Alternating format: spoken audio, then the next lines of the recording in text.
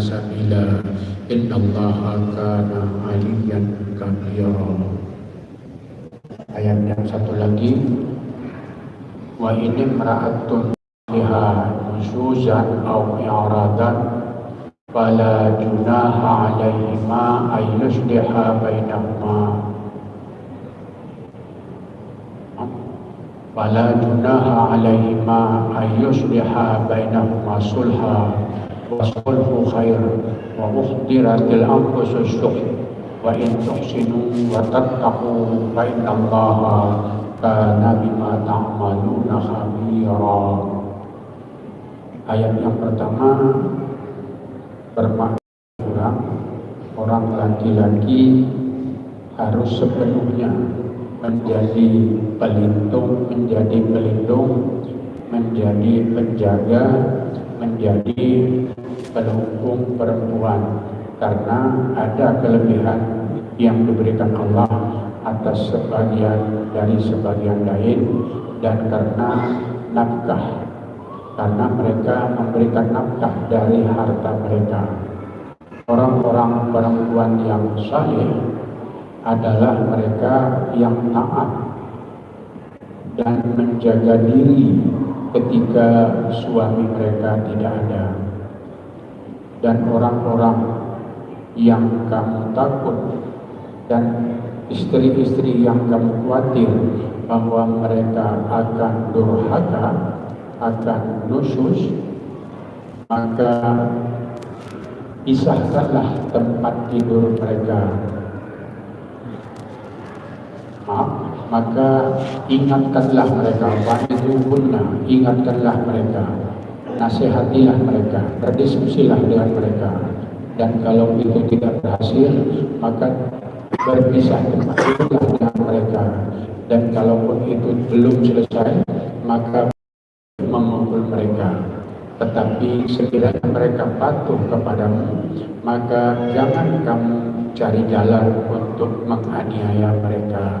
Sesungguhnya Allah Maha Tinggi, Maha Besar.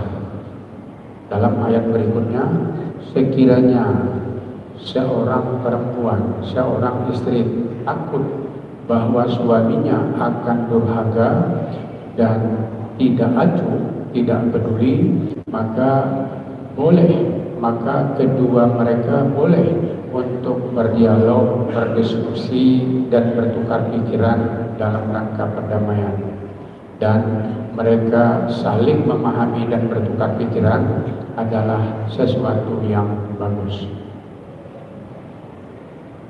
Dan jika kamu memperbaiki pergaulan dengan istrimu dan memelihara dirimu dari nusyuz dan sikap ta'ajuh, maka sungguh Allah Maha teliti terhadap apa yang kamu kerjakan.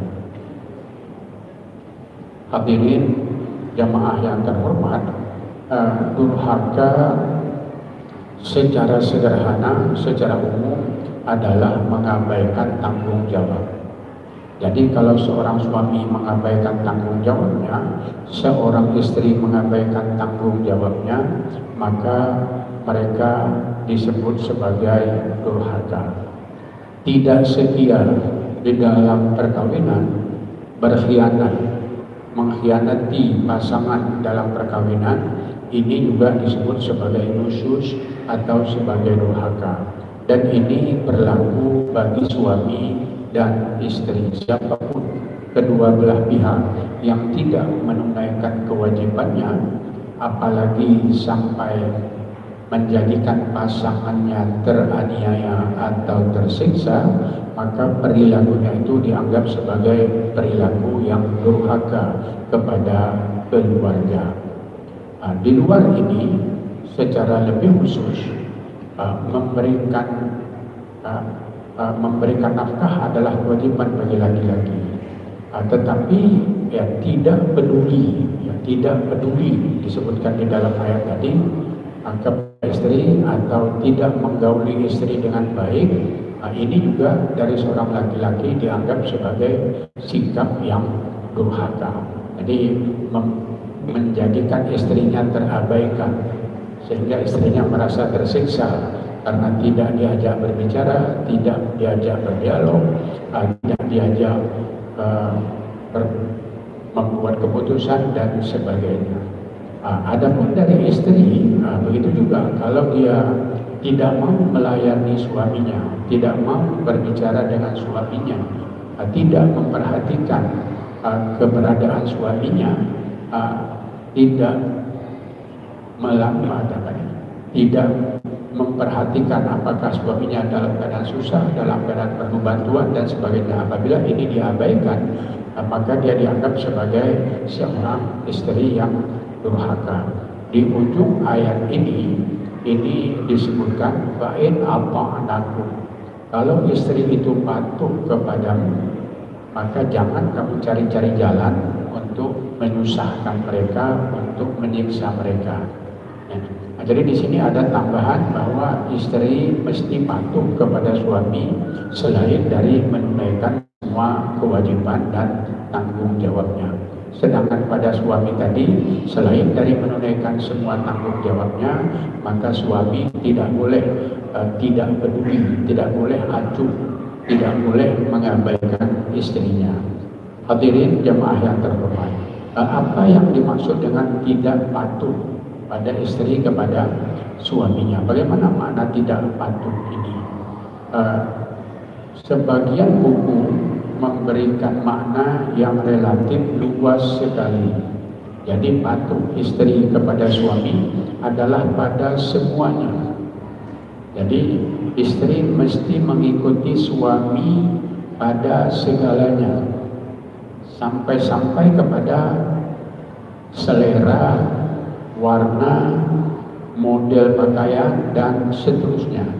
Jadi kalau umpamanya suami menginginkan istri memakai pakaian model tertentu, maka istri sebaiknya atau mesti mengikuti keinginan suami tersebut. Selama ini tentu selama tidak melanggar ketentuan agama. Jadi kalau suami menyuruh istrinya memakai pakaian yang membuka aurat, maka ini tidak dianggap sebagai bagian dari patuh tersebut. Ini sebagian ulama memberi makna yang sangat luas, tapi sebaliknya sebagian yang lain memberi pengertian kepada patuh ini dalam batas-batas yang lebih logis. Istri hanya wajib patuh kepada suami dalam hal-hal yang menjadi tugas istri. Adapun yang bukan tugas istri, kalau diperintah oleh suami lalu dia tidak patuh, maka itu tidak dianggap sebagai durhaka. Apa umpamanya perintah yang tidak mesti dipatuhi, yang dianggap apa perintah yang diberikan suami yang boleh tidak dipatuhi istri karena perbuatan itu bukan kewajiban istri. Contoh sederhananya, suami menyuruh istrinya mencari nafkah, suami menyuruh istrinya bekerja. Jadi dalam hal seperti ini, istri tidak mesti patuh, boleh melawan, boleh tidak mengikuti suami, karena mencari nafkah itu bukan tugas istri, itu adalah tugas suami. Nah, jadi dalam hal seperti ini, maka ketidakpatuhan istri bukanlah dianggap sebagai durhaka, tetapi itu bagian dari dinamika keluarga yang mesti diselesaikan dengan baik. Kenapa umpamanya istri mesti membantu? Apa suami menyuruh istrinya mencari nafkah, sedangkan dia sendiri umpamanya tidak bekerja apa-apa, dia tidak melakukan apa-apa? Ini begitu juga seperti tadi, suami dianggap khusus kalau dia mengabaikan istrinya. Nah, dia cuek kepada istrinya, dia menjadikan istri itu seolah-olah tidak ada. Hadirin jemaah yang terhormat, patuh istri kepada suami, sekiranya kita kembali kepada ayat-ayat Al-Quran, hadis-hadis Nabi, dan pikiran jernih kita, maka itu mesti dipahami. Kewajiban patuh ini mesti dipahami dalam hal menjadi kewajiban istri, bukan semua perintah. Jadi kalau umpamanya suami menyuruh istrinya mengerjakan sesuatu yang tidak jelas apakah itu kewajiban istri atau bukan, umpamanya mengantar surat atau pergi berkunjung ke rumah seseorang, antarkan ini ke sana, tolong kunjungi dia, atau tolong kamu pergi kemari, saya perintahkan kamu untuk ini. Nah, ini juga kalau ulama yang ekstrim menganggap perintah itu mesti dipatuhi, tapi sebaliknya seperti tadi, itu tidak mesti dipatuhi karena itu bukan kewajiban istri. Untuk ini, untuk mengetahui di mana batas antara kewajiban dan bukan kewajiban di dalam rumah tangga, itu bukan hal yang mudah. Kenapa saya katakan bukan hal yang mudah? Karena kemampuan ke lapangan dari setiap keluarga itu berbeda-beda. Ada keluarga yang mampu memenuhi semua keperluan hidupnya. Suami bisa memenuhi semua kebutuhan materi dari keluarganya. Nah, dalam keadaan ini, pamannya sekiranya istri tidak ikut bekerja menambah penghasilan, maka keluarga itu tidak mengalami masalah keuangan, tidak mengalami kesulitan secara ekonomi. Tetapi ada keluarga lain yang tidak dalam kelapangan dari segi ekonomi. Nah, artinya kalau hanya mengandalkan penghasilan suami, maka nafkah dalam keluarga itu tidak akan mencukupi. Nah, dalam keadaan seperti ini, maka seperti sebelumnya sudah sering saya ulangi, bahwa hidup dalam rumah tangga itu adalah kesetiaan dan pengorbanan. Jadi dalam keadaan ini bukan perintah suami maka istri mengerjakannya, tetapi kesadaran istri itu sendiri agar menyelamatkan rumah tangga dia mesti bekerja. Begitu juga suami, bukan karena takut khusus dia mengerjakan itu, atau bukan karena tuntutan, tetapi untuk menyelamatkan keluarga dia bersedia bekerja lebih. Dia bersedia menahan diri dari berbagai hal yang diperlukan. Saya juga sudah pernah sebutkan sebagai contoh bahwa batas antara kewajiban dan hak di dalam rumah tangga tidak bisa kita ukur secara ketat sekali. Adalah apa yang umum kita ketahui sebagai nafkah batin. Kalau kita sebut itu nafkah dan nafkah batin, itu berarti kewajiban suami dan menjadi hak istri. Tetapi di dalam banyak hadis dan sebagainya, ini dinyatakan juga sebagai hak suami atas istri, bahwa kalau suami menginginkan hubungan dengan istri, maka istri mesti mematuhinya. Sehingga tidak menjadi jelas sekali apakah hubungan suami istri atau nafkah batin ini merupakan kewajiban suami penuh, atau sebaliknya hak istri penuh, atau sebalik dari itu kewajiban istri dan hak suami penuh, atau merupakan hak bersama di antara mereka. Hadirin jamaah yang terhormat, jadi karena hal tersebut dalam Al-Quran ini dikatakan ketika terjadi perbedaan pendapat, ketika ada perasaan bahwa kesetiaan sudah tidak penuh lagi, ketika ada perasaan bahwa salah satu pihak sudah kurang bertanggung jawab, apakah itu suami atau istri, dua-dua ayat ini pertama sekali menyuruh saling berdialog, saling berkomunikasi, saling bertukar pikiran, berdamai. Apa sebetulnya kelemahan saya, apa kelebihan saya, apa kekurangan kamu, apa kelebihan kamu, dialogkan ini. Apa harapan suami, apa harapan istri, dialogkan ini. Ini yang pertama sekali. Ini dilakukan oleh suami dan istri. Ini boleh dimulai oleh siapapun. Kalau yang khawatir melakukan pengkhianatan ini adalah suami, maka istri yang diharapkan memulainya. Tapi kalau istri yang dikhawatirkan melakukan pengkhianatan, maka suami yang diharapkan memulai dialog tersebut.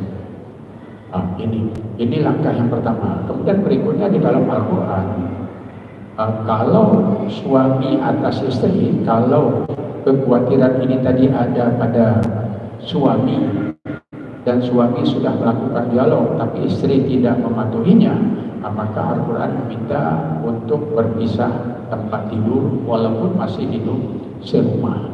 Mungkin membatasi komunikasi, membatasi tukar pikiran agar masing-masing merenung bahwa di dalam rumah tangga ini ada masalah, dan untuk itu masing-masing perlu memikirkan, merenungkan, menata ulang apa yang sudah dijalani selama ini dan ke depan nanti bagaimana. Ini perlu perenungan seperti ini. Quran tidak menyatakan bahwa istri boleh melakukan tindakan seperti ini, tidak ada di dalam Quran. Itu diberikan kepada suami. Tetapi kalau kita ingat bahwa suami istri adalah pasangan, maka apa yang diberi izin kepada suami juga boleh dilakukan oleh istri kepada suaminya. Jadi kalau suami boleh melakukan hal tersebut, maka istri juga boleh melakukan hal tersebut. Ini. Hadirin jemaah yang terhormat.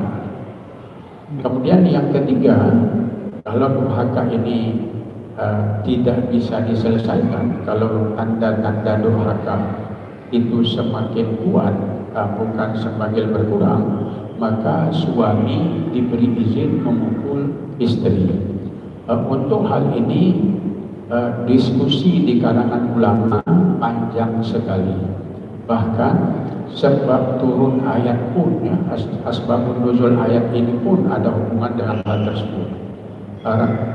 Disebutkan di dalam buku-buku tafsir, seorang perempuan datang kepada Nabi mengadu, "Ya Rasulullah, suami saya telah memukul saya." Jadi kata Rasulullah, "Lalu kamu merasa bagaimana?" "Ya, saya merasa teraniaya. Saya merasa pukulan itu tanpa alasan. Dia tidak punya alasan. Tidak boleh dia." Ya, tadi kata Nabi, "Kalau begitu kamu balas memukul dia." Jadi ini jawaban Nabi, kamu balas memukul dia. Ada pembalasan. Kalau suami memukul istri, maka istri juga boleh memukul suami. Tetapi dalam buku itu disebutkan, turun ayat ini menyatakan bahwa kalau suami memukul istri karena istrinya durhaka, maka itu boleh. Lalu bagaimana yang dimaksud dengan memukul di sini?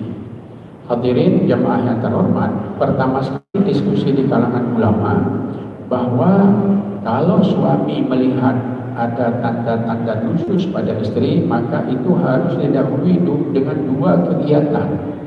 Harus ada dialog, harus ada diskusi, harus ada tukar pikiran. Dan kalau ini tidak berhasil, maka ditambah dengan pisah tempat tidur. Lalu berapa lama dua kegiatan ini dijalani? Berapa lama dianggap bahwa musyawarah, diskusi, tukar pikiran itu sudah tidak berhasil? Ini tidak ada batas. Apakah sepekan, sebulan, lebih dari itu? Ini tidak ada batas di dalam Al-Quran. Ini tentu dikembalikan kepada masing-masing keluarga. Tapi tentu tidak mungkin pagi ini berdialog, lalu nanti malam umpamanya pisah tempat tidur, lalu pada hari kedua sudah melakukan pukulan. Ini tentu saya rasa kalau demikian itu tidak terjadi dialog itu. Karena ketika dialog, ketika ada nasihat, saling menasihati, tentu perlu waktu untuk mencerna, untuk berpikir, untuk merenung, untuk memperhatikan apa yang sudah terjadi, dialog yang sudah dilangsungkan, harapan-harapan dan kekecewaan-kekecewaan ini perlu waktu. Ini tidak ada disebutkan di dalam Al-Quran. Hadirin jemaah yang terhormat, kalau itu tidak berhasil, ya, katakanlah berapapun waktu yang diperlukan itu, asalkan itu logis, asalkan itu wajar. Kalau itu tidak ada perubahan, ya mungkin sebulan tidak ada perubahan atau lebih dari itu, barulah boleh sesudah itu pisah tempat ibu. Nah, ini pun dilakukan seberapa 8 jam, seberapa lama, ini juga tidak jelas dalam Al-Quran. Ini tentu terpulang kepada masing-masing. Sesudah itu baru suami boleh memukul istri. Tetapi memukul istri ini diskusinya panjang sekali di kalangan ulama. Apa yang masuk dengan memukul di situ? Yang pertama sekali perlu disebut menyakiti secara fisik itu tidak boleh. Dengan alasan apapun menyakiti secara fisik itu dilarang. Jadi tidak ada hak seseorang menyakiti orang lain, tidak ada. Apapun alasannya. Ayah boleh mendidik anaknya, ibu boleh mendidik anaknya dengan menyakiti, tetapi itu pun sakit yang tidak boleh menyebabkan penderitaan berlebihan, apalagi sampai ke tingkat cacat. Jadi sebagai contoh, memukul itu boleh dengan lidi. Ya katakanlah 1 buah lidi, 2 buah lidi, pokoknya pada telapak tangan, itu tidak akan mempengaruhi apa-apa selain dari rasa sakit. Ini yang boleh dilakukan ayah kepada anak dalam rangka mendisiplinkan anak. Tetapi memukul dengan menampar, apalagi dengan tendangan yang keras, sampai ada tanda-tanda luka, tanda memar dan sebagainya, ini jelas tidak diizinkan di dalam Islam atas alasan apapun. Tidak boleh menyakiti orang lain. Nah, atas dasar ini, ketika suami boleh memukul istri sesudah 2 langkah tadi, ya, jadi memukul ini baru boleh dilakukan. Ada 3 hal. Pertama, ada tanda durhaka. Hanya itu. Ada tanda durhaka. Dan tanda durhaka itu adalah tidak menunaikan kewajiban. Tidak menunaikan kewajiban rumah tangga. Jadi kewajiban di sini memberikan pelayanan yang tidak bisa dinilai dengan harta, tidak bisa dinilai dengan uang.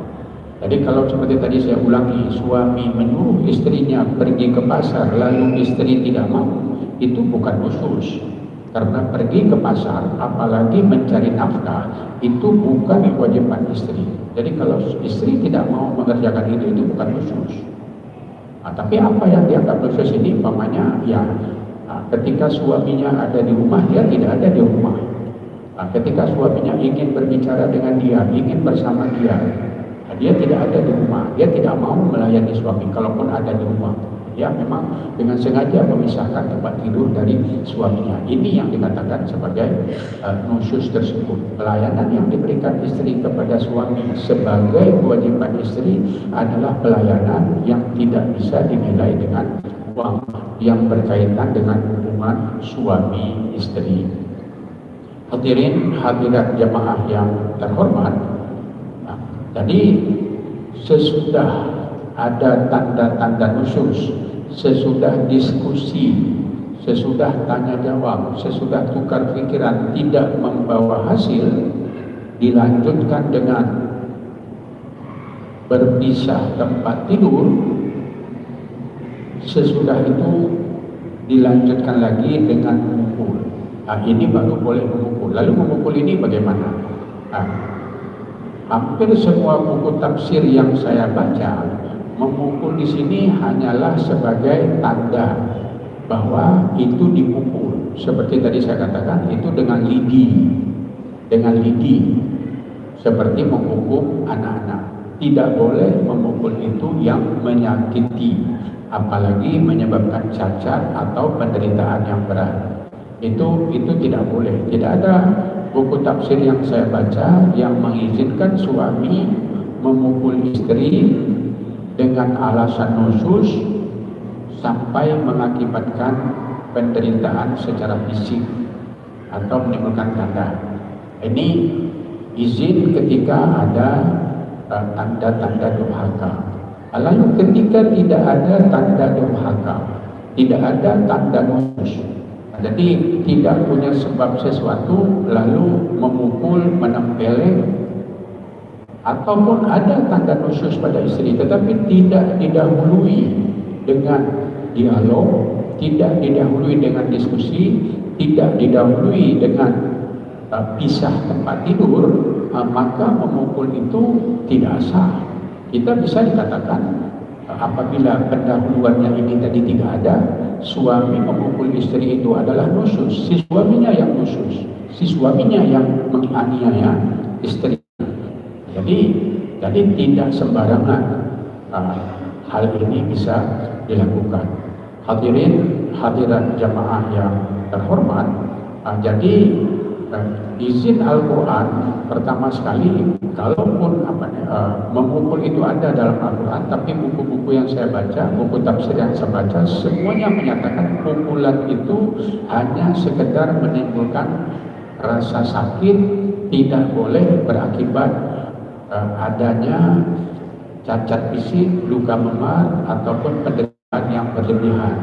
Sering dicontohkan seperti tadi yang memukul dengan lidi, sebagian buku menyebutkan memukul dengan sikat gigi, ya, dengan siwak, dengan kayu siwak, kemudian dengan benda-benda lain yang seperti itu. Tidak ada satu buku pun yang menyatakan memukul itu boleh sampai menimbulkan penderitaan yang berat, apalagi sampai ke tingkat memar, luka fisik, dan seterusnya. Ini yang ada.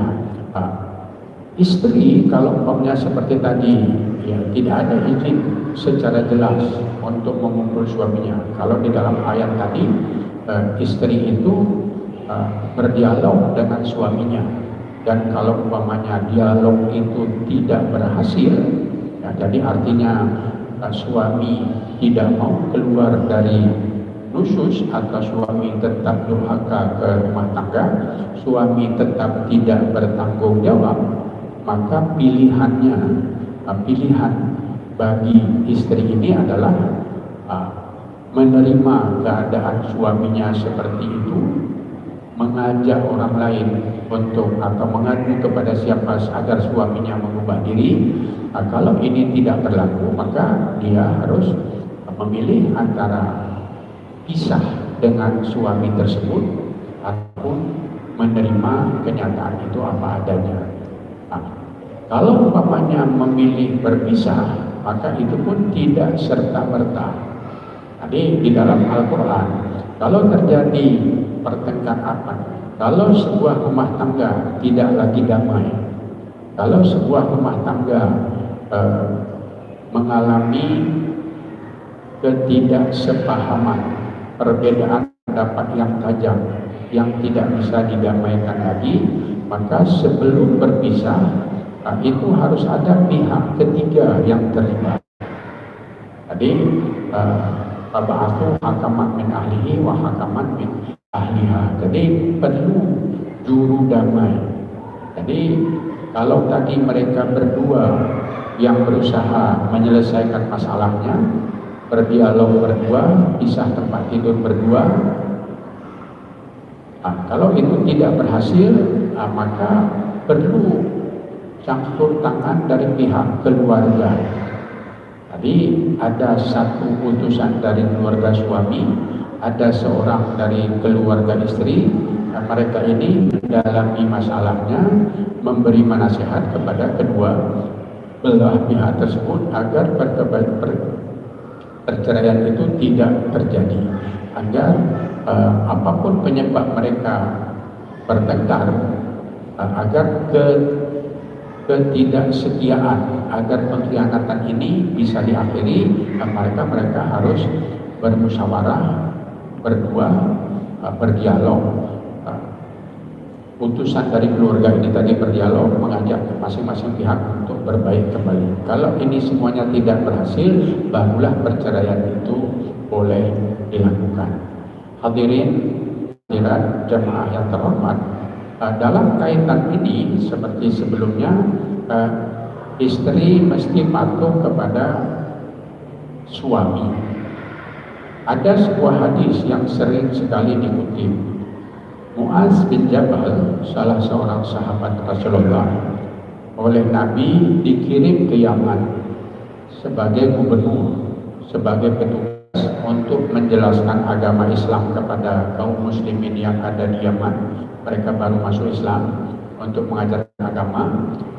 Lalu beberapa lama Mu'az ini ada di Yaman.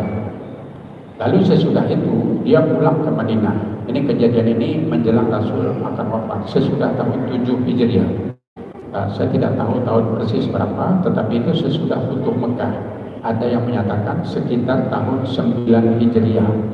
Rasulullah wafat pada tahun 10 Hijriah. Jadi masuk tahun 11 Hijriah Nabi di Madinah. Jadi Mu'az ini diutus ke Yaman. Pulang ke Yaman, beliau menemui Rasulullah, bertemu dengan Nabi, lalu sujud di kaki beliau. Rasul terkejut, "Hai Mu'az, apa yang kamu lakukan? Kenapa kamu sujud seperti itu?" Mu'az berkata, "Ya Rasulullah, saya melihat orang-orang di Yaman sujud kepada para pendetanya. Jadi kalau mereka bertemu dengan pendeta, mereka sujud, mereka mencium kaki si pendeta tersebut.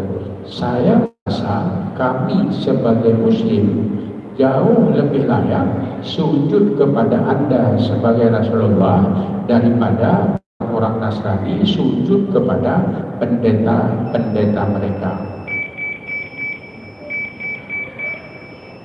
Ya, jadi ketika ini Rasulullah berkata tidak boleh manusia sujud kepada manusia lain. Ya, dan ya, karena waktunya sudah berakhir sampai sini, insya Allah hadis ini akan kita bahas kembali pada pertemuan yang akan datang. Bagaimana suami boleh memerintah istri dan bagaimana istri harus menyikapi perintah suami tersebut. Termasuk di sini hadis ini diawali dengan asbabun nuzul dari kisah Mu'az bin Jabal tersebut. Demikian, Rabbana atina fid dunya hasanah wa fil akhirati hasanah wa qina adzabannar. Walhamdulillahirabbil alamin. Assalamualaikum warahmatullahi wabarakatuh.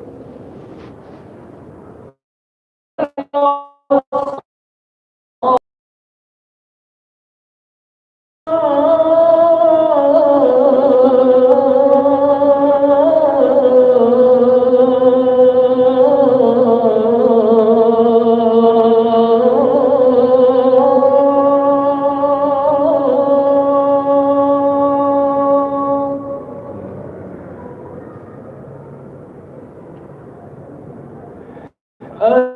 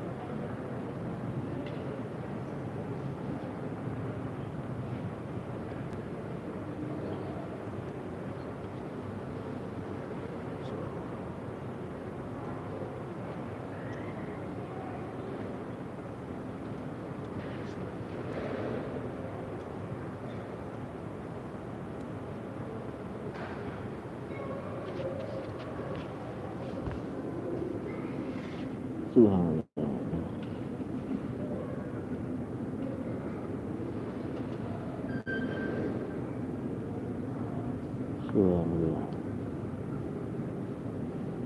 Subhanallah. Allah.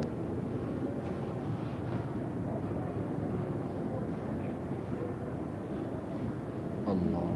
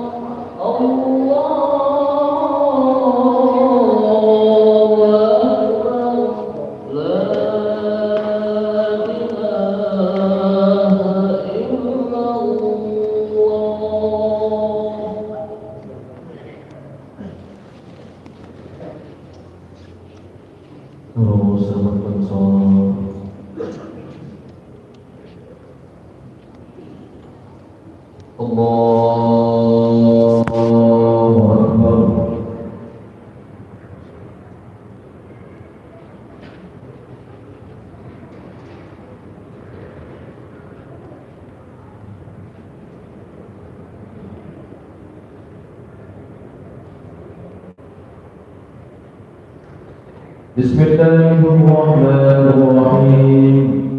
Alhamdulillahi rabbil alamin. Ar-Rahmanir Rahim. Maliki yawmiddin. Iyyaka na'budu wa iyyaka nasta'in.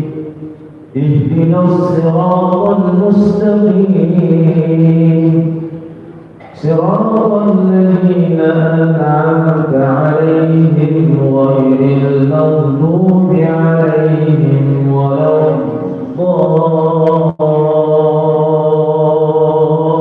الضالين آمين.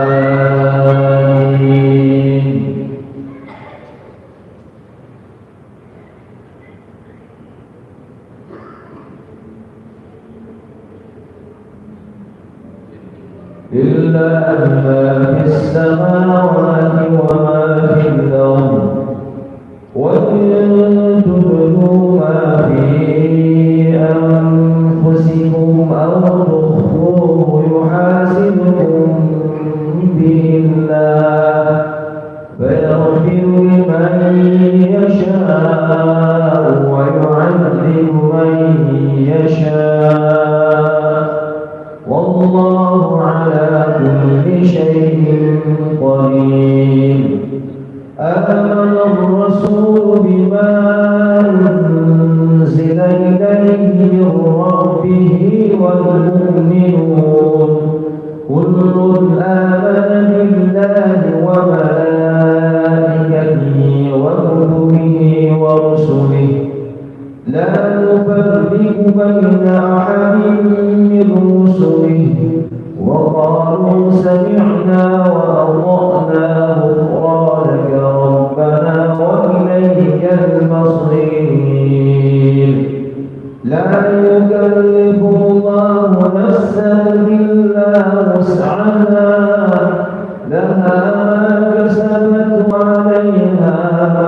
كسبت ربنا لا تؤاخذنا إن نسينا أو أخطأنا ربنا ولا تحمل علينا إصرا كما حملته على الذين من قبلنا ربنا ولا تحملنا ما لا طاقة لنا به واعف عنا واغفر لنا وارحمنا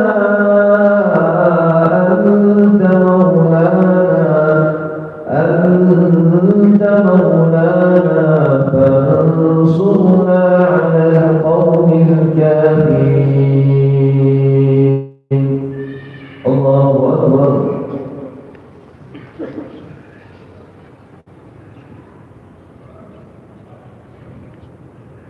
سمع الله لمن حمده.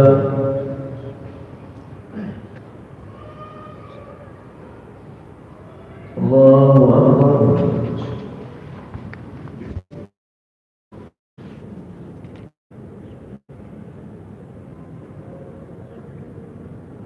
الله أكبر.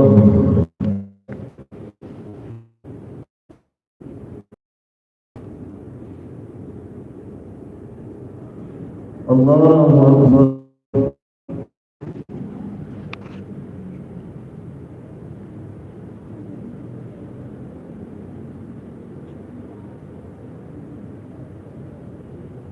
الله أكبر. الحمد لله رب العالمين الرحمن الرحيم مالك يوم الدين إياك نعبد وإياك نستعين اهدنا الصراط المستقيم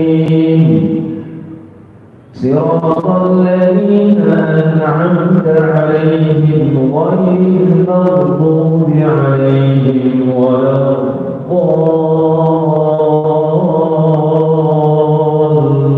الضالين آمين.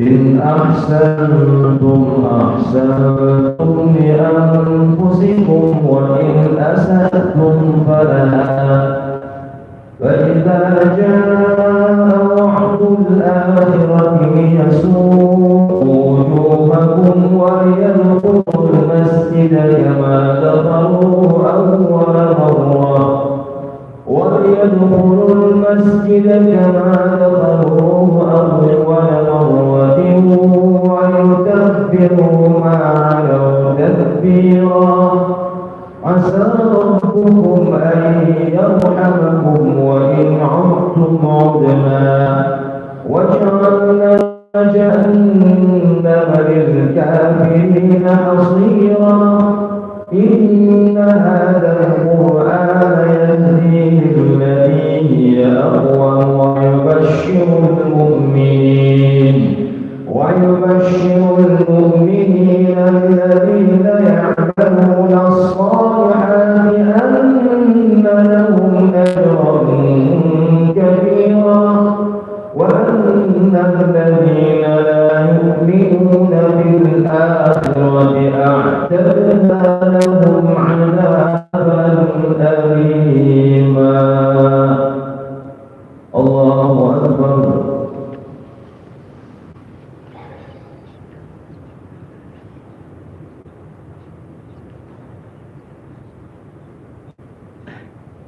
سمع الله لمن حمده.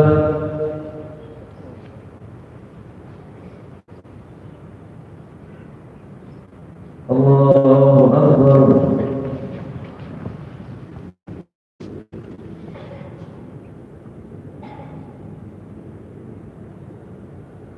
الله أكبر.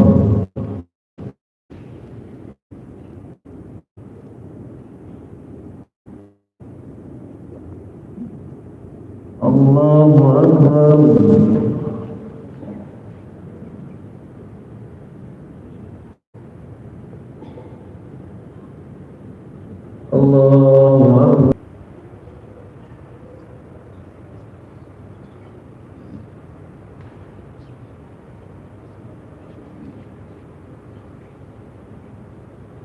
الله أكبر.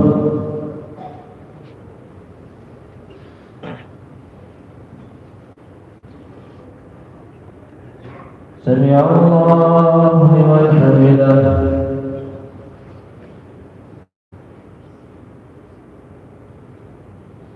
الله أكبر.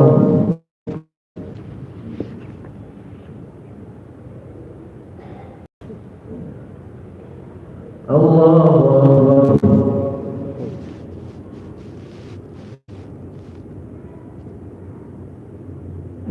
الله أكبر.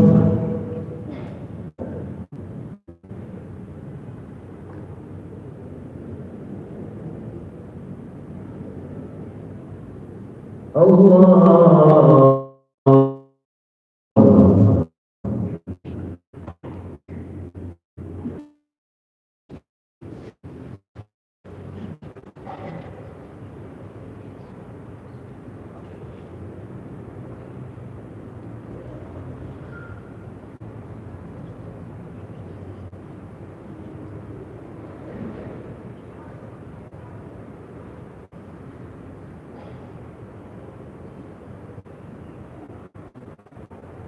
الله أكبر.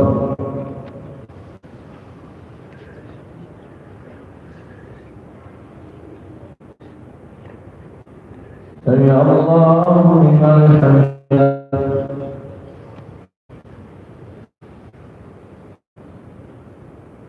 الله أكبر.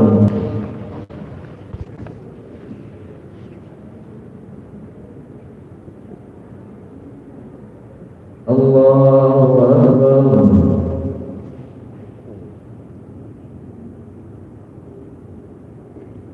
الله أكبر.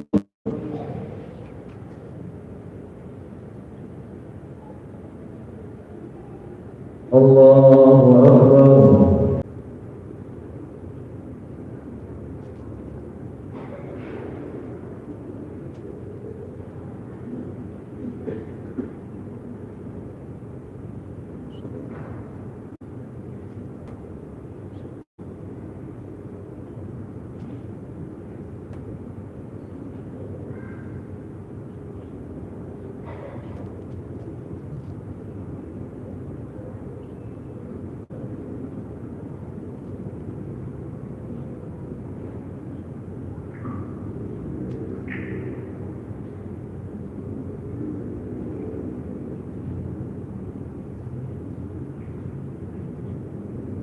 السلام عليكم ورحمة الله.